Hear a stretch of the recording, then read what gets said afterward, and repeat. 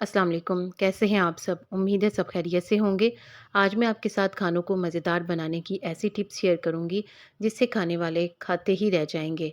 चने उबालते वक़्त अगर इसमें थोड़ा-सा नमक और थोड़ी-सी मसूर की दाल डाल लें, तो इससे चने मज़ेदार बनेंगे और इसकी ग्रेवी भी अच्छी होगी। बेहतरीन और जायकेदार दाल बनाने के लिए दाल को पहले सादे पानी से धो लें और फिर नीम गर्म पानी से भिगोएं और पकाते वक्त स्टील के चम्मच की बजाय लकड़ी का चम्मच इस्तेमाल करें। और दाल को जायकेदार बनाने के लिए इसमें 2 चम्मच असली घी के भी डालें। और इसके अलावा ज़ीरा और सुनहरी की हुई हल्की गोल्डन की हुई प्याज का बघार भी लगाएं।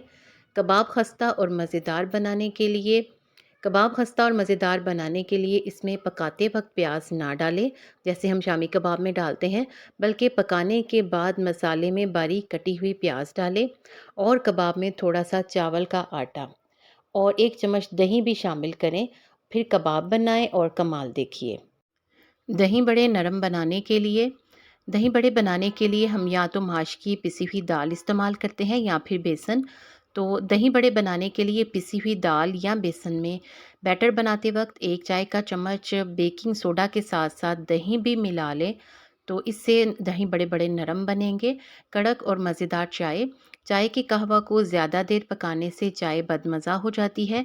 और इसके साथ साथ चाय को कड़क और मज़ेदार बनाने के लिए चाय को चूल्हे से उतारने से पहले, जब वो तकरीबन पकने वाली हो, तो उसमें 1 चम्मच खुश्क दूध या फिर क्रीम भी मिला दें। क्रीम ना मिलाना चाहें मलाई डाल लें, ये भी ना डालना चाहें तो मिल्क पाउडर लाजमी डालें। लजीज चिकन का सालन बनाने के लिए चिकन को 1 से 2 घंटा पहले लीमू के रस में या फिर सिरका में या फिर दही में मैरिनेट करके रखें। इससे चिकन ना सिर्फ जूसी और नरम बनेगा, बल्कि जायकादार भी होगा।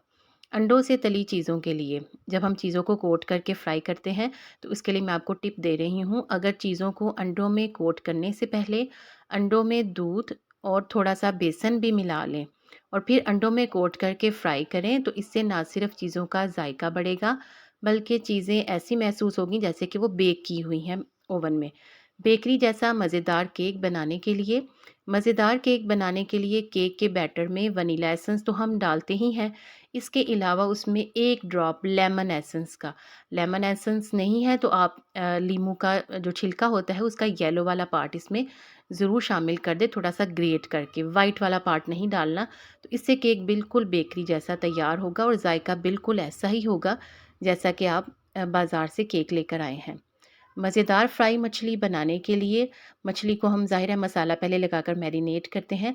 तो मैरिनेशन के वक़्त जो हम उसमें मसाले डालें, उसके साथ-साथ हमने उसमें इमली का पल्प भी शामिल करना है, इमली का गूदा भी उसमें डालें, तो इससे मछली बिल्कुल बाज़ार जैसी बनेगी। अक्सर लोग पाए की नागवार महक की वजह से पाए पकाने से घबराते हैं। अगर पाए गलाते वक्त इसमें ज़ीरा, लौंग और दालचीनी डाल दें, तो पाए खुशबूदार और जायकेदार बनेंगी और घर से बहुत ही प्यारी खुशबू आएगी।